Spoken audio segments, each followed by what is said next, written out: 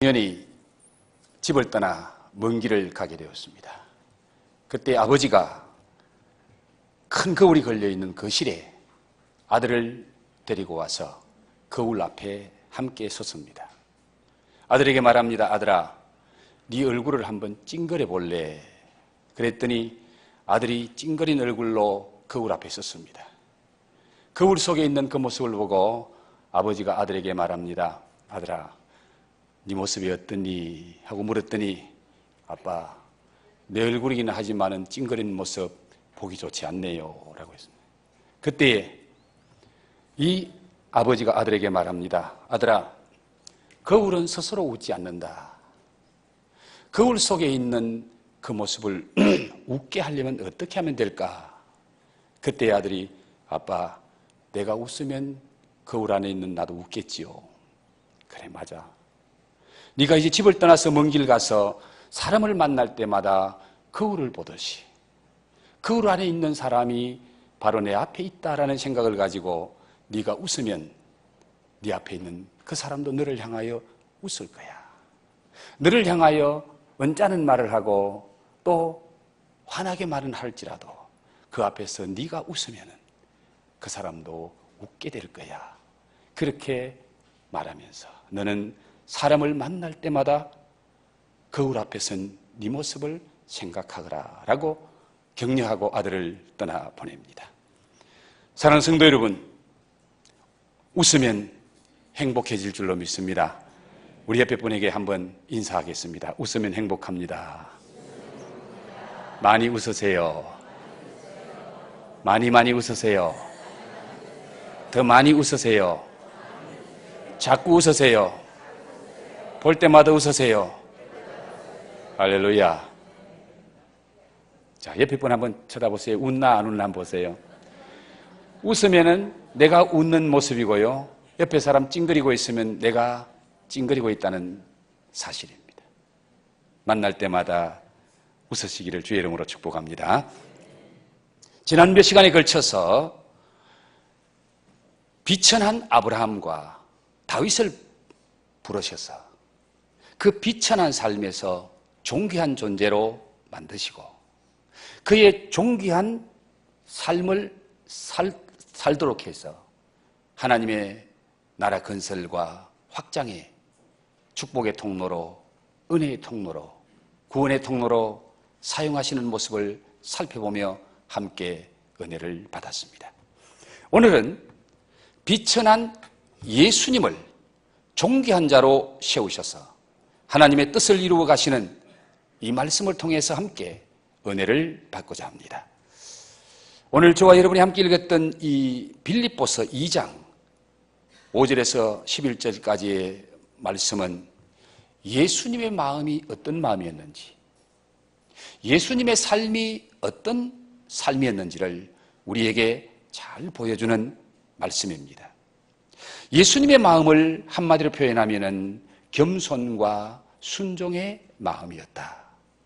예수님의 삶을 한마디로 표현하면은 사랑과 섬김의 삶이었다라고 표현할 수 있습니다.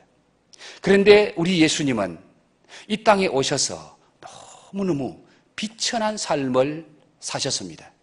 그렇게 비천한 삶을 살고 있는 예수님을 가장 존귀한 자로 만드셔서 우리 하나님이 그분을 구원의 통로, 은혜의 통로, 축복의 통로로 사용하셨다는 것을 오늘 말씀을 통해 우리에게 가르쳐 줍니다.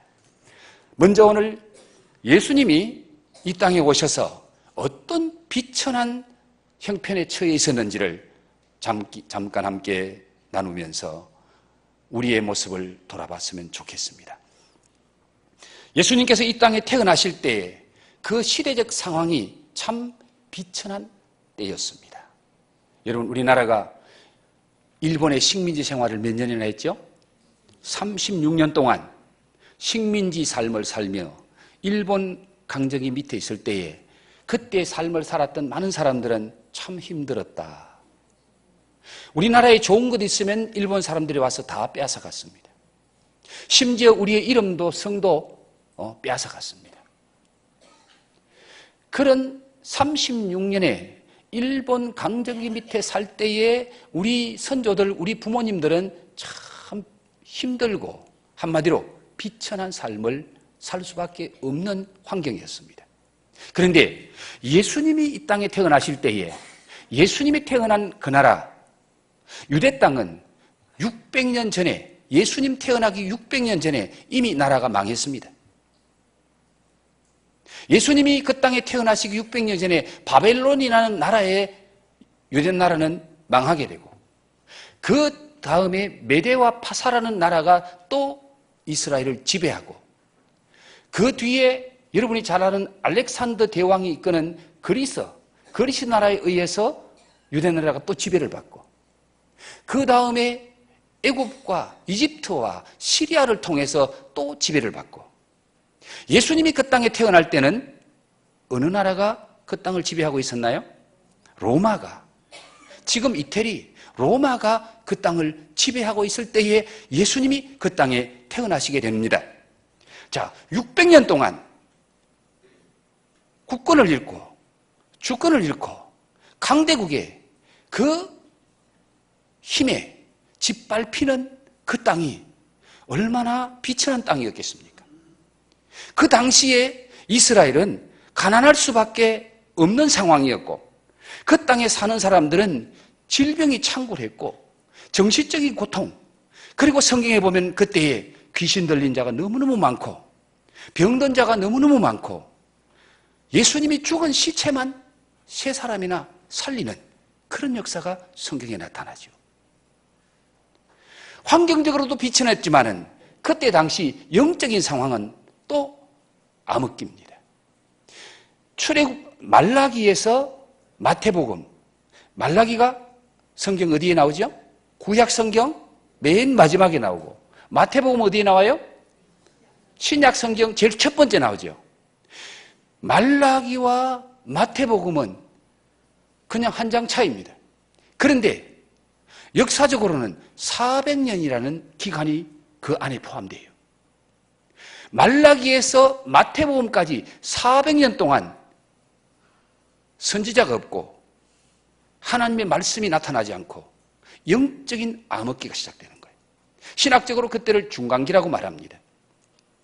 이렇게 세상이 타락하니까 하나님이 나타나지 않고 하나님의 말씀이 전해지지 않고 하나님의 말씀을 대언하는 선지자가 없습니다. 그런 상황 속에서 역사적으로 가장 비천할 때, 영적으로 가장 암흑기에 그때 예수님이 이 땅에 태어나시는 거예요. 그러니 예수님의 삶은 태어날 때부터 역사적으로 환경적으로 비천할 수밖에 없습니다.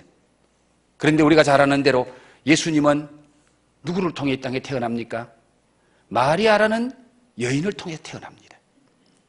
마리아는 스스로 말합니다. 비천한 나를 하나님 이렇게 은혜 베푸십니까? 마리아 자신이 자기는 비천한 존재라고 말하는데, 비천한 존재, 보잘것없는 여인의 몸을 통해서 예수님이 이 땅에 태어날 때에 인간적으로 보면 아버지가 없는 상황 속에서 예수님이 이 땅에 태어납니다. 법적인 아버지는 요셉이었습니다. 정혼하고 약혼하고 결혼도 하지 않고 그런 상황 속에서 아내 될 사람이 임신을 해가 배가 불러옵니다. 그때에 이 요셉이 의로운 사람이라 가만히 끊고 잡니다. 아, 저 여자가 부정한 여자구나. 결혼하기로 약속하고 가정을 이루기로 약속했지만은 그 마리아가 임신한 사실을 알고는 가정이 깨집니다. 가만히 끊고 잡니다. 그때 하나님께서 요셉에게 나타나서, 요셉아, 네 아내 마리아가 잉태한 것은 성령으로 된 거야. 부정한 방법으로 된 것이 아니고 하나님이 하신 거야. 그래서 네가 네 아내 데려오기를 꺼려하지 말아라. 하나님의 은혜로 그 가정이 깨지지 않았지. 예수님은 이 땅에 올 때 여인의 몸을 통해서 지금 말하면 묘모와 같은 여자, 사생아와 같이 태어나고 홀로 자식으로 태어났습니다. 제가 어릴 때 부모님들이, 어른들이 아이들을 보고 욕하는 말이 있는데 그 욕하는 말이 지금도 제가 잊어지지 않고 생각나는 게 있어요. 야, 이 호로 자식아. 야, 이 호로 새끼야. 그렇게 욕하더라고요. 그때는 그 말이 무슨 말인지, 욕이라는 건 알았는데 뜻이 무엇인지 몰랐어요. 그런데 나중에 커서 알고 보니까 호로 자식이라는 말은 홀로 된 자의 자식이라 그 뜻이에요. 홀로 된 여인의 자식이라, 애비 없는 자식이라 그 말이에요. 호로 새끼, 예? 홀로 된 여인의 새끼 그 뜻이에요. 그러니까 여자 혼자 아기를 낳아서 키운다는 것은 사회적으로 벌써 비천한 대상이 되는 거예요. 사람들이 무시하는 거예요. 저 애비 없는 자식이야. 저 남자 없이 애 낳아서 키우는 여인이야. 세상 사람들로부터 손가락질 받고 지탄받는, 예수님은 그런 환경에서 태어나는 겁니다. 그리고 예수님이 비천한 이유는 그분이 태어나실 그 환경이 너무너무 비천했어요. 여러분, 좋은 환경에서 태어나는 사람은요, 좋은 자기 집에서 태어나든지 아니면 좋은 병원에 가서 태어나든지, 네? 많은 사람들의 축하를 받으면서 좋은 환경 속에서 태어납니다. 그런데 예수님은 어떻게 태어나죠? 자기 고향에서 태어납니까? 자기 집에서 태어납니까? 좋은 병원에서 태어납니까? 예수님이 어디에서 태어납니까? 여행길 가다가 아기 낳으려고 하는, 지금 신혼 오는데 여관집에 갔더니 사관에 있을 곳이 없어. 그때 천하로 호적하라고 해서 모든 사람이 전부 다 먼저 온 사람들이 여관 다 차지해버리고, 그래서 예수님은 할 수 없이 어디로 갑니까? 그 여관집 마구간에 갑니다. 말구유에서 예수님이 태어납니다. 뭘 말합니까? 비천한 환경에서 태어나고, 마구간에서 말구에서 태어났다는 말은 인간 대접받지 못하고 짐승처럼 태어났다 그 말입니다. 짐승 대접받는 모습으로 예수님이 태어난 거예요. 그때 만약에 추운 겨울이었다면 예수님은 동사했을 거예요. 그때의 요셉이 제대로 돌봐주지 않았다면 예수님은 살 수 없는 그런 좋지 않은 환경 속에서, 흔히 우리가 하는 말로 금수저 물고 태어난 예수님이 아니고 흙수저 물고 태어났어. 석가는 어디서 태어났습니까? 왕궁에서 금수저 물고 태어납니다. 예수님은 어디서 태어납니까? 마구간에서 흙수저 물고 태어나는 거예요. 그리고 예수님이 태어나자마자 예수님의 생명을 노리는 권력이 있습니다. 누굽니까? 헤롯입니다. 헤롯이 예수님의 소식을 듣고, 동방박사로부터 소식을 듣고 예수님을 죽일 계획을 세우지요. 그래서 그때 하나님께서 천사를 통해서 요셉에게 너 아기 예수 데리고 고향으로 가지 말고 저 애굽으로 가라. 이집트로 피난 가라. 예수님은 태어나서 자기 집으로 못 돌아갑니다. 고향으로 못 돌아가요. 남의 나라로 가는 거예요. 이웃 나라. 애굽으로 갑니다. 그 예수님이 이 땅에서 얼마를 사셨나요? 성경에 정확하게 예수님의 나이가 계산되어 있지 않습니다. 그러나 그 당시에 30세가 되어야 공적인 일을 하고, 예수님이 공생애를 사신 것을 성경에 있는 사건을 통해서 계산해 보면 한 3년밖에 안 돼요. 그러면 예수님은 33세에 짧은 인생을 살다가 젊은 나이에 죽게 됩니다. 33년의 짧은 예수님의 생애가 어떤 생애입니까? 그 예수님은 어디 가서 대접받고 존경받는 그런 예수님의 삶이 아닙니다. 가는 곳마다 비판받고 욕질하고 죽이려고 하고, 그리고 예수님이 십자가 지시고 죽기 전에 많은 매를 맞고 사람들에게 침뱉음을 당하고 그 수치를 당하면서 마지막 예수님은 십자가에 못 박혀 피 흘리며 죽습니다. 성경은 말합니다. 나무에 달린 자마다 저주 아래 있다. 예수님은 저주의 죽음을 죽으시는 거예요. 양편의 강도 행악자, 그들과 함께 예수님이 가운데 십자가를 졌다는 말은 예수님의 죽음이 행악자와 같은 죽음이다. 예수님의 십자가의 죽음은 존경받는 죽음, 세상 사람들이 우리로 보는 죽음이 아니라 멸시하고 저주하고 욕하는 죽음, 침뱉는 죽음, 실패한 죽음, 그 죽음을 몇 세에? 나이 33세에 아직 인생의 꽃을 피워보지 못하고 마치 꽃봉오리가 맺혀서 이제 피려고 하는데 꺾어버린 거예요. 인간적으로 볼 때에 예수님이 태어나서부터 죽을 때까지 그 예수님의 삶은 너무너무 비참한 삶이에요. 비천한 삶이에요. 그래서 성경은 말합니다. 예수님이 헐모할 만한 대상이 아니더라. 마른 땅에서 나온 삭과 같더라. 마른 땅 사막에 새싹이 나오면 얼마나 힘들까요? 오늘 예수님이 이 땅에 오셔서 산 그 짧은 생애 33년의 삶을 돌아보면 너무나 비천한 삶, 너무나 괴롭고 힘든 삶, 그런 삶을 사셨다는 것을 오늘 성경이 우리에게 보여주고 있습니다. 사랑하는 성도 여러분, 여러분의 형편은 어떻습니까? 나 참 힘들어. 나 너무너무 힘들어. 살고 싶은 생각이 별로 없어. 아마 혹시 그렇게 느끼시는 분이 오늘 이 자리에 계신다면 예수님의 그 비천한 삶과 오늘 내 모습을 한번 비교해 보십시오. 내가 아무리 힘들고 어려운 형편에 있다고 할지라도 예수님하고 비교해 보니까 나는 정말 좋은 환경에 살고 있네. 예수님 앞에 너무 부끄럽네. 아마 그런 느낌을 받지 않을지 모르겠습니다. 내 나이가 어때서 사랑하기 딱 좋은 나이인데 그런 가사가 있더라고요. 내 형편이 어때서 은혜 받기 딱 좋은 형편인데 여러분의 형편이 그렇게 되기를 주의 이름으로 축복합니다. 여러분의 형편이 아무리 힘들고 어려워도 여러분의 지금의 삶이 아무리 비천해도 비천하신 주님의 모습에 비교하면 내 형편은 그래도 좋은 거야. 내 형편 은혜 받기 딱 좋은 형편이야. 그 믿음이 있으면 여러분의 인생을 바꿔놓을 줄로 믿습니다.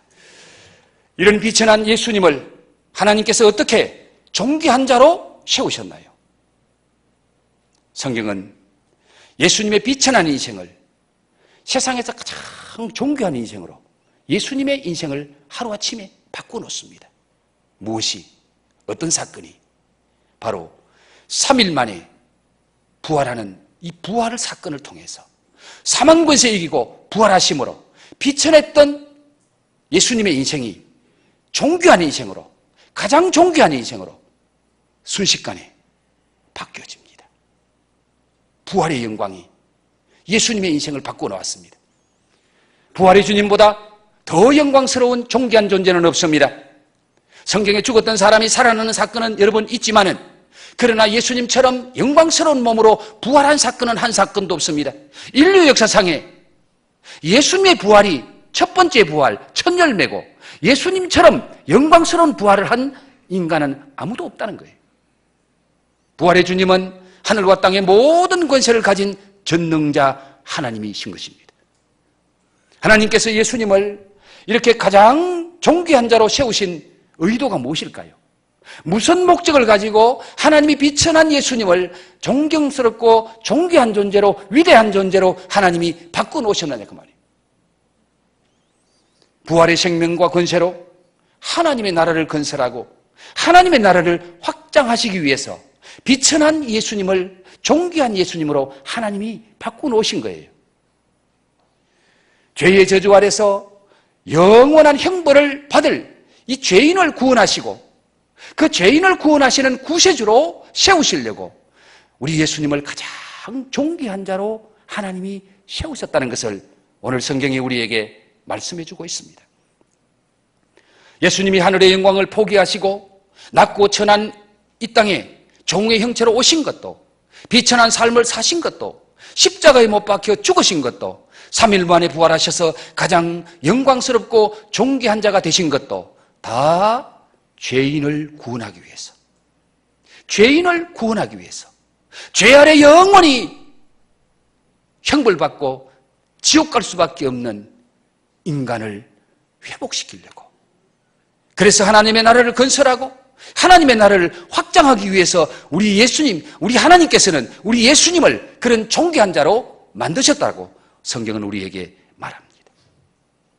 비천한 인간, 죄 가운데 죽어가는 인간, 소망이 없는 우리들을 존귀한 하나님의 자녀, 존귀한 축복의 사람 만드시려고 하나님은 예수님을 먼저 비천한 자리에서 존귀한 자로 만드셨다는 것을 믿으시기 바랍니다. 하나님께서 예수님을 어떤 존귀한 자로 세우셨는지 오늘 말씀을 통해서 한 번 더 살펴보았으면 좋겠네요. 이처럼 스스로 최고의 비천한 자리에까지 낮아지시고 비천한 삶을 사시다가 비천한 죽음을 죽으신 그 예수님을 하나님은 어떠한 존귀한 자로 세우십니까? 자, 여러분 오늘 본문 말씀 9절 말씀을 다 같이 한 번만 읽어볼까요? 시작. 이름으로 하나님이 그를 지극히 높여 모든 이름 위에 뛰어난 이름을 주사. 네, 이름으로가 뭡니까? 8절에 사람의 모양으로 나타나서 자기를 낮추시고 죽기까지 복종하시니 그 십자가의 죽으심이라. 십자가에 죽으신 예수님, 가장 비천하게 죽으신 예수님, 그 예수님을 하나님이 그를 지극히 높여 모든 이름 위에 뛰어난 이름을 주셨다. 이름은 그 사람 자체를 말합니다.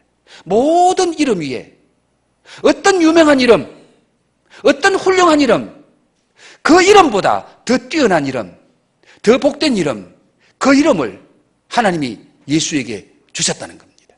그래서 모든 이름 위에 뛰어난 이름을 주사, 하나님은 예수님을 모든 이름 위에 가장 영광스러운 이름, 가장 존귀한 이름을 예수에게 주셨다라고 말씀합니다. 뿐만 아니라 10절 말씀을 같이 한번 읽어보겠습니다. 시작. 하늘에 있는 자들과 땅에 있는 자들과 땅 아래 있는 자들로 모든 무릎을 예수의 이름에 꿇게 하시고, 모든 무릎을 예수의 이름에 꿇게 하셨다. 무릎을 꿇게 하셨다는 말은 그 앞에 복종하게 하셨다. 그를 섬기게 하셨다. 그를 존경하게 하셨다. 예수님을 얼마나 높이셨는지 모든 무릎을, 모든 인간의 무릎을, 모든 존귀한 자의 무릎을, 모든 권세 있는 자의 무릎을 예수의 무릎 앞에, 예수의 이름 앞에 꿇게 하셨다는 겁니다. 예수님을 왕 중의 왕으로 세우고 지존자로 하나님이 세우셔서 모든 무릎이 그 앞에 무릎을 꿇는데, 어떤 무릎입니까? 하늘에 있는 자들과, 하늘에 있는 자들이 누구죠? 영적인 존재, 천사들입니다. 땅에 있는 자들, 살아있는 모든 인간들, 땅 아래에 있는 자들, 죽은 자들, 하늘에 있는 자들, 땅에 살아있는 자들, 죽어 땅 속에 있는 자들까지 모든 무릎이 예수에게 꿇어진다는 거예요. 하늘과 땅에서 가장 존귀한 자가 바로 예수입니다 라고 성경은 말합니다. 그 다음 볼까요? 11절 시작. 모든 입으로 예수 그리스도를 주라 시인하여 하나님 아버지께 영광을 돌리게 하셨느니라. 모든 입으로, 모든 사람의 입으로, 말할 수 있는 모든 인간의 입으로 예수 그리스도를 뭐라고 시인한다고요? 주라 시인하여, 주라 시인하여 하나님 아버지께 영광을 돌리게 하셨다. 자, 여러분, 초대 교회가 로마로부터 큰 박해를 받습니다. 물론 그 당시에 유대 나라는 로마의 지배국, 피지배국이죠. 로마의 지배를 받는 나라인데, 그때의 초대교회에 예수 믿는 사람은 무조건 잡히면은 극형이에요. 그 자리에서 처형하든지 콜로세움이라는 원형극장에 집어넣어서 며칠씩 굶긴 맹수의 밥이 되게 하든지. 로마가 초대교회에 많은 믿음의 사람들을 이렇게 박해한 이유가 뭘까요? 왜 예수 믿는 사람 붙잡히면 다 죽였을까요? 이유는 딱 하나입니다. 그 이유가 뭔지 아세요? 주라는 말 때문입니다. 주라는 말. 주라는 말, 로드라는 이 말은 딱 한 사람밖에 설 수 없는 말이에요. 세상에서 주라는 말을 쓸 수 있는 사람은 누구예요? 로마 황제예요. 로마 황제. 로마 황제를 주라고 말합니다. 로마 황제를 가리켜서 당신은 우리의 주인입니다. 당신은 우리의 통치자입니다. 당신은 우리의 모든 것입니다. 그렇게 해서 모든 로마 사람이, 모든 로마의 피지배국들이 로마 황제를 신으로 모셔요. 로마 황제를 주님으로 모시는 거예요. 그런데 예수 믿는 사람이 그 황제 말고 다른 누구를 주라고 말하죠? 예수님을 주라고 말하는 거예요. 예수님을 주라고 말하니까 로마 황제가 이게 돌아가는 거예요. 아니, 나 말고 또 주가 있어? 나 말고 주가 있으면 하늘에 태양이 두 개인데 그 주가 누구야? 그 주가 누구야? 알아봤더니 예수라는 사람이 주라는 거예요. 예수를 주라고 말하는 사람은 무조건 다 죽여. 예수를 주라고 믿는 사람은 다 처형해. 그래서 로마 황제들이 예수 믿는 사람을 그렇게 비방한 거예요. 사랑하는 성도 여러분, 예수님이 여러분의 주님이십니까? 예수님이 여러분의 인생의 주인이십니까? 오늘 이 신앙 고백이 없으면 예수 믿는 사람 아닙니다. 죽음 앞에서 예수님은 나의 주님이십니다. 예수님은 내 인생의 주인이십니다. 예수님은 나의 모든 것입니다. 이 신앙 고백이 없으면 예수 믿는 사람 아니에요. 평범할 때 교회 잘 다니는 것 같은데 그러나 막상 하나님을 선택할래? 세상을 선택할래? 하나님을 선택할래? 네 목숨을 선택할래? 결정적인 순간에 예수님이 나의 주인입니다. 예수님은 나의 주님이십니다. 이 확실한 신앙 고백.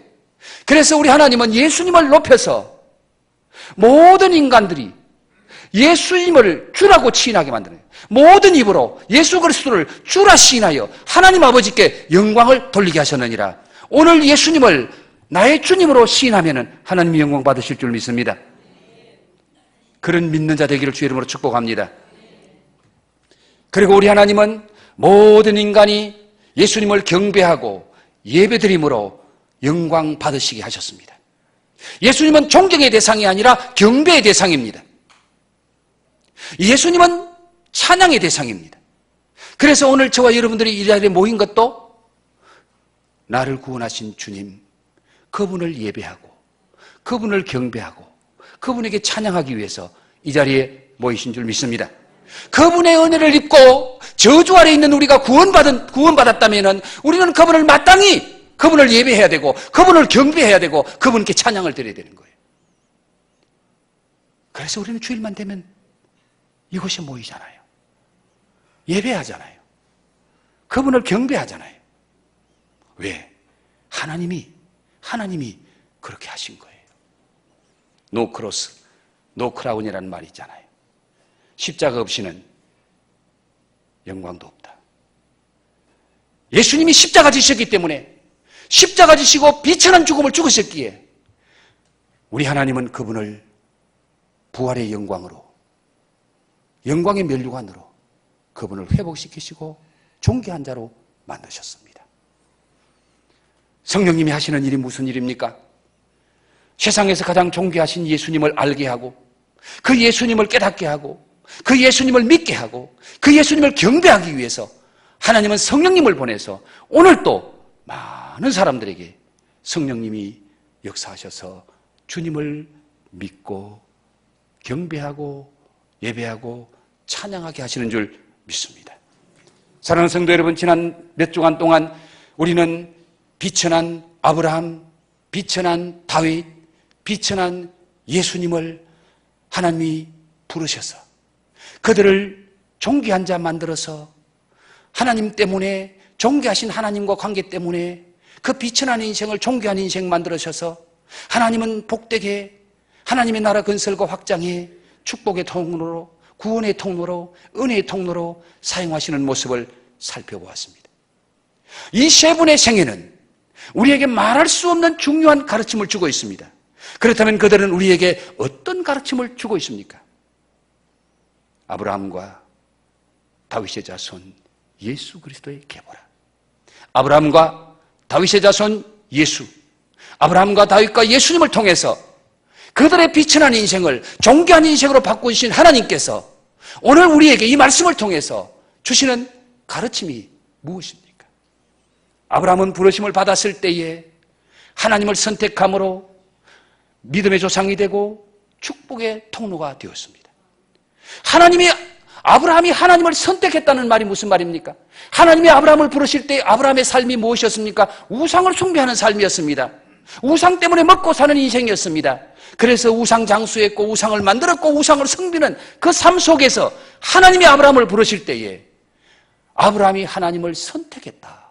그 말은 내가 지금까지 믿었던 우상을 버리고 내가 지금까지 먹고 살았던 우상을 버리고 하나님을 나의 주인으로 제가 모십니다. 그 하나님을 선택하고 그 하나님을 붙잡고 그 하나님을 의지했더니 비천한 인생 아브라함을 하나님은 존귀한 축복의 통로로 만드시고 오늘 또 믿는 자의 믿음의 아버지가 되게 하시고 믿음의 조상이 되게 하셨다는 겁니다. 사랑하는 성도 여러분, 우상이 뭡니까? 우상이 뭐예요? 하나님보다 더 좋아하고 하나님보다 더 사랑하고 하나님보다 더 귀하게 생각하는 것이 우상이라는 말입니다. 하나님과 나 사이를 갈라놓는 것이 우상입니다. 그 우상을 버리고 하나님을 선택하기 위해서 아브라함이 치른 대가가 뭐예요? 하나님께서 아브라함을 부르실 때에 너는 본토, 친척, 아비집을 떠나라. 자기 조국을 떠나야만 했습니다. 자기 집안을 떠나야만 했습니다. 자기 가족과 친척을 떠나야만 했습니다. 왜? 우상을 버리고 하나님을 선택하기 위해서, 자기를 부르신 하나님을 선택하고 그 하나님을 따라가기 위해서 아브라함은 그런 대가를 지불했다는 사실입니다. 어떤 대가를 지불하더라도 하나님을 선택하고 하나님을 붙잡으면 하나님은 비천한 인생을 복된 인생으로 만들어 주실 줄 믿습니다. 다윗이 어떠했습니까? 하나님은 작은 일에 충성하는 다윗을 큰 일에 쓰임받는 위대한 인물로, 존귀한 인물로 하나님이 만드십니다. 양떼를 지키는 것도 하나님이 내게 주신 사명이다. 생명 걸고 어린 양 새끼를 지킵니다. 사자와 싸우고 곰과 싸우면서 그 양들을 지킬 때에 하나님은 그 충성스러운 작은 일에 충성하는 다윗을 보시고, 그래, 내가 너에게 큰 일을 맡겨줄게. 내가 너를 큰 사람, 위대한 사람 만들어줄게. 왕자에 오르게 하시고 하나님의 축복의 통로로 서임받게 하시며 작은 일에 충성하는 다윗을 큰 일 맡기기 위해서 큰 인물, 존귀한 인물로 하나님이 만드셨습니다.